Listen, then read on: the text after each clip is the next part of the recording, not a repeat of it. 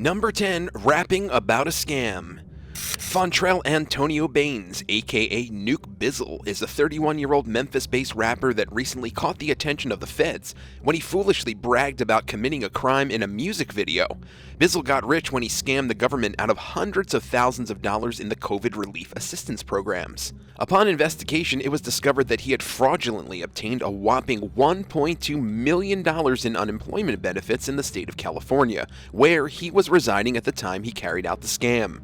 The Department of Justice accused Bizzle of possessing and using at least 92 preloaded debit cards that were obtained with unemployment applications, and all 92 of those cards had addresses connected to various places the rapper somehow had access to. He wasn't the only one involved, though. Several co-conspirators allegedly used the debit cards to purchase material items and even withdrew $704,000 in cash from ATMs. And then Bizzle broke the number one rule by admitting what he and his fellow scammers did in a song called EDD, which is an abbreviation for California's Employment Development Department. In the music video, Bizzle and his fellow rappers can be seen holding envelopes from the agency and bragging about how instead of selling drugs, they just file a claim. Towards the end of 2020, the feds caught up with Bizzle while he was in Las Vegas and charged him with aggravated identity theft, access device fraud, and interstate transportation of stolen property. The trial is still going on, and if Nuke Bizzle is convicted on all counts, he could face up to 22 years in jail. Number 9. Trophy Hunter. In 2018, Blake Fisher made the mistake of sending trophy hunting photos to over 100 people from his work email address. What makes it even worse at the time, he was the Fish and Game Commissioner for the state of Idaho. The disturbing photos show Fisher and his wife and at least 14 dead animals that they shot and killed during a trip to Namibia. Fisher even included captions with the pictures, including one that read, "So I shot a whole family of baboons." The tragic image showed the blood-covered victims, including a baby baboon with its head resting on the mom baboon's chest. The couple also killed a giraffe, leopard, antelope, impala, warthog, and more. The photos soon went viral, sparking widespread outrage among animal rights activists and conservationists. Longtime hunters were also furious, claiming that Fisher's bragging was unethical. Some of the man's colleagues even called on him to resign from his position as Fish and Game Commissioner. Fisher would argue that he didn't do anything illegal, but his actions were seen as incredibly distasteful, especially considering his high-ranking position as a wildlife official. The disgraced trophy hunter did eventually quit his job, but he never apologized for his actions in a resignation letter he sent to the Idaho governor. However, he did admit to using poor judgment, showing poor sportsmanship, and failing to respect the animals that he killed. Number 8. Young Lovers. 16-year-old Sierra Halseth and her boyfriend, 18-year-old Aaron Guerrero, thought that they were madly in love, but Sierra's father, Daniel, forbade them from seeing each other. Sierra and Aaron were determined to be together, though, and believed killing Daniel was their only choice for that to happen. In April of 2022, Daniel's body was found dismembered in his home, which had been set on fire. Family members had trouble contacting Sierra, and soon enough, the teen and her boyfriend became the prime suspects in Daniel's murder. Surveillance footage showed the couple buying bleach, gloves, lighter fluid, and a circular saw in the days leading up to the crime. Immediately after the killing, the pair recorded videos for their YouTube channel, boasting about how they had murdered and attempted to dismember Daniel. In one video, they said, quote, "It was worth it."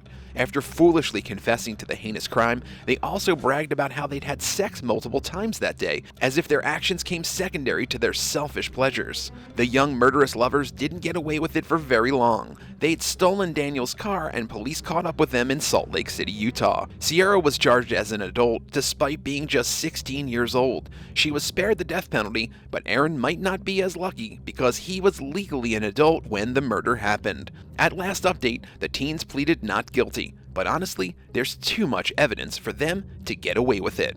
Number 7. CELLMATE Confession. In July 2009, 20-year-old Amanda Snell failed to report to her duties at a military base residence in Arlington, Virginia, and police decided to perform a welfare check. They discovered Amanda dead inside of a closet. An autopsy determined that someone had strangled her. Detectives suspected that the killer lived on base since it would have been difficult for a civilian to get past security.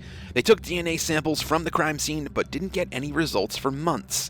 A year later, 3 young women were kidnapped in Arlington. They were bound with electrical cords and were held at gunpoint inside their apartment. The kidnapper took one of the women to a remote area where he beat her, then just left her to die on the side of the road. Luckily, all 3 women survived, and they provided authorities with enough information about their attacker and even the vehicle he was driving, which led police to a suspect, Jorge Avila Torres. He was a soldier stationed at the base where Amanda was brutally murdered the year before. In fact, he lived just 2 doors down from her. Evidence found inside his car linking him to the kidnapping, and DNA connected him to Amanda as well. Avila Torres was arrested for his crimes and taken to jail. Now, you'd think if he really wanted to get away with what he had done, he would keep quiet. But he didn't. Instead, he bragged to his cellmate about killing Amanda Snell. The cellmate was doing time for serious fraud and thinking he would get some time shaved off his sentence, so he went to authorities with this information. He agreed to wear a wire and captured disturbing audio of Avila Torres talking about how he tied Amanda up and choked her to death. Avila Torres was convicted of the murder.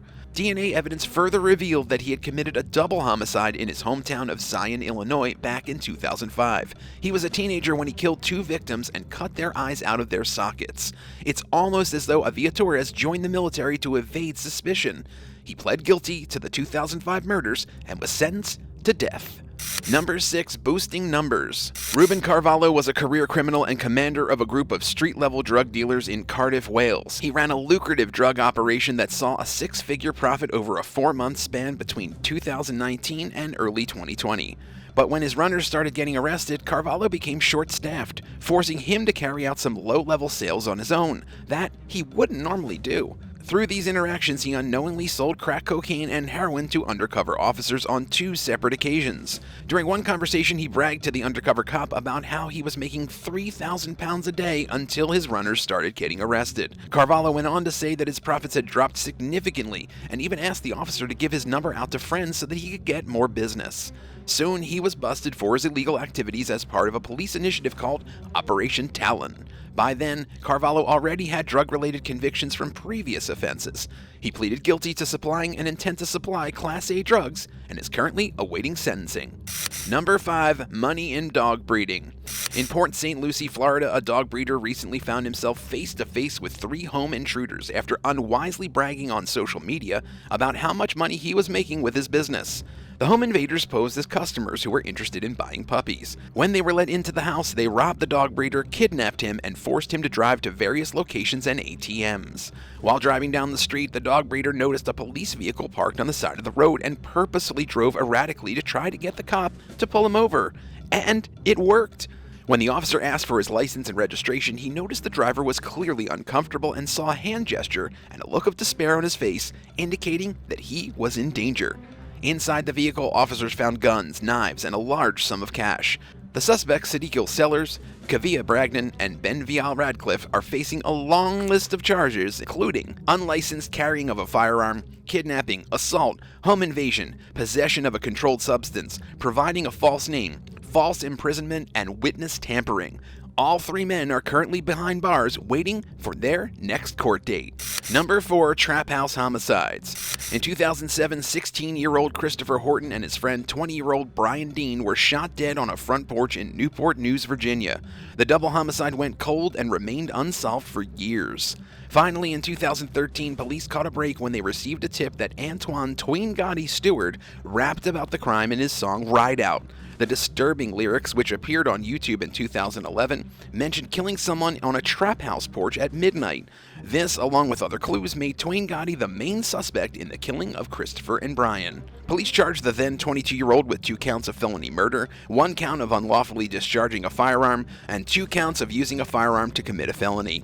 Investigators believe that Tween Gotti shot his victims after an argument he had with them earlier that day. And while they had suspected him of being involved all along, they didn't have sufficient evidence to arrest him until the tip came in about his self-incriminating song. Tween Gotti was tried as a juvenile because he was a minor when he allegedly committed the murders. He pleaded not guilty and managed to avoid a conviction for the double murder charge, but was convicted of multiple other offenses and ultimately sentenced to 16 years behind bars, which really doesn't seem long enough for murdering 2 young men in cold blood. Number 3. Marketing skills. In late 2020, police in Swansea, Wales followed a suspicious white van that they later determined had been stolen from an Amazon delivery driver and had fake plates attached to it. After losing sight of the vehicle for a short time, they found it again in a park with 2 men nearby. The suspects tried to run, but officers soon caught up with 24-year-old Nikki Hall. When officers looked at the man's phone, they found all kinds of texts about selling drugs and even several videos showing drug-related footage, including clips of people weighing, packaging, and using illegal substances. It turned out that the videos were advertisements for drugs that Hall was attempting to sell. There was even a video of Hall bragging about the quality of his cocaine supply, stating, quote, "Got the white that will make you fly like a kite," end quote. Cops weren't as impressed with Hall's marketing skills as his customers probably were, especially when they found a bag full of drugs that he had ditched after seeing that he was being followed by the law. He was released amid an ongoing investigation but wound up getting arrested again a few months later after he was caught with more drugs. Hall's lawyer claimed that the man's life spiraled out of control after he got in a motorcycle accident in 2020. After spending weeks in the hospital with bills stacking up, he got involved with the wrong crowd and turned to the criminal lifestyle. The judge didn't feel sorry for him, though, and sentenced Hall to 3.5 years in prison. Number 2, walking for the holidays. On Christmas Eve in 2017 in Riviera Beach, Florida, 2 pregnant 19-year-olds were sitting in a car together when a woman tried to attack them with a crowbar and a taser. The pregnant girls took off in the car, but the crazy lady started chasing them in her own vehicle. The pursuit ended when the attacker crashed into the victim's car. Police reported to the scene and decided not to arrest the suspect, 23-year-old Antisha Andrea Brown. A few days later, one of the pregnant victims saw that Brown was bragging about destroying their car and making them, quote, walk for the holidays on social media. She contacted police and told them about what she had seen, at which point, cops changed their minds and picked up the suspect on charges of aggravated battery with a weapon and aggravated battery of 2 known pregnant women.